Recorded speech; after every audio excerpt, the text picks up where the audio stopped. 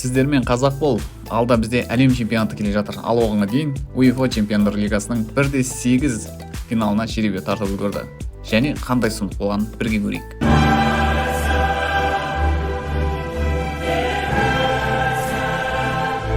Біздің футбол жайында қазақша контентті қолдау барысында каналымызға жазылып лайк басуды ұмытпаңыздар. Алда қызықты футбол жаңалықтарын сіздерге ұсынатын боламыз. Бірінші жұп ол Ливерпуль, Реал. Бұл командалар 1/2 немесе финалда жолығу керек командалар болған. Бірақ бізге бұл жолы 1/8-дің өзінен бастап интригаға толы матчтар көретін боламыз. Оған дейін бұл командалар 2 рет кездескен екен. Және екеуінде де Реал Мадрид командасы жеңіске жетіп.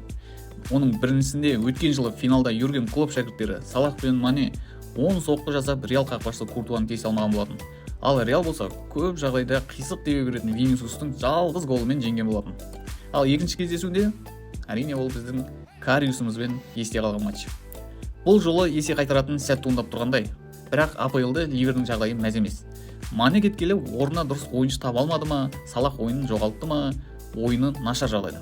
Ал Реал болса әзірге жақсы келе жатыр. Казимиро кетсе де ойыны жоғалмаған. Қандай жағдайда да қызықты матчқа толы екі алпауыт командалардың ойыны болады. Бұл жолда Реал командасы 1/4 финалға шығу мүмкіндігі көп сияқты. Әрине, қысқа трансферде Ливерпуль командасы Роналду сияқты ойыншыны сатып алмаса, мүмкін Роналду шығар. Тағы да бір финал. ПСЖ Бавария. Бұл не деген матчтар бізді күтіп тұрған. Ең бірінші айтатын нәрсе ол ПСЖ топтық кезеңде бірінші орында шыққан кезде біреуге мен түсіп тұрады. Оп-оңай келесі турға өте беретін еді. Өздеріне бір тілеп алғандай. Биыл ұшып кететін болса, ПСЖ командасын таратып жіберген дұрыс шығар. Бірақ Неймар, Месси, Мбаппе, Рамос сияқты жігіттер тұрғанда ол нәрсе екіталай шығар. Ал Бавария ше, олар Бундеслигадан нашар ойынмен ешкімге қызық емес. Бәрібір кубокты солар алады. Ал Чемпиондар Лигасына келгенде аямай ойнайды. Хавидің Барселонасында Италияның Интерінде қарсылас көрген жоқ. Ал анау ауылдан келген Викторияны қоспай қоямыз же. Сұмдық матчтар болайын деп тұр. Осы жолы ПСЖ командасы минималды немесе пенальти, яғни 11 метрлік айып тобы арқылы келесі турға өтеді деп ойлаймын. Бірақ Бавариядан бәрін күтуге болады. Порту Интер. Қатты қызық матч деп айту қиын. Бірақ топтық кезеңде бірінші орын алған Порту Интерге түсетінін қайдан білсін. Интер командасы керемет ойын көрсетіп жүрген жоқ. Бірақ Порту сияқты команданы өту қиынға соқтырмайтын шығар. Кезінде Жозе ойнатқандай Порту командасы мықты ойнайтын болса, онда Интерге сау бол деп айтамыз. Манчестер Сити, Лейпциг. Барселонадан кеткелі Гвардиоланың Чемпиондар Лигасында жолы болар емес. Бірақ биылғы Ситиге Лейпциг командасы қарсылас деп айтуға келмейді. Әрбір матч сайын Холланд деген өлеңде еститін боламыз.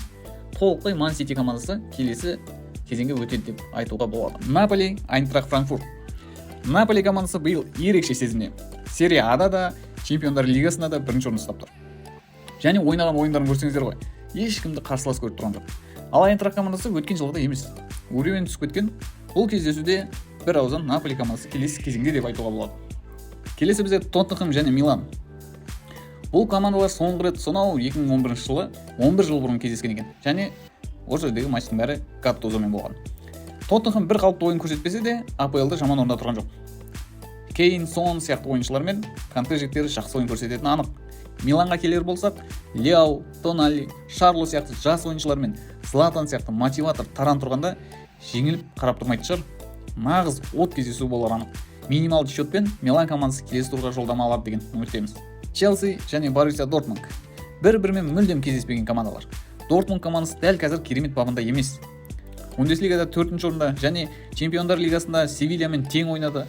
Челси командасында да, яғни бас бапкері Поттерге Чемпиондар Лигасында тәжірибе жетіспейді.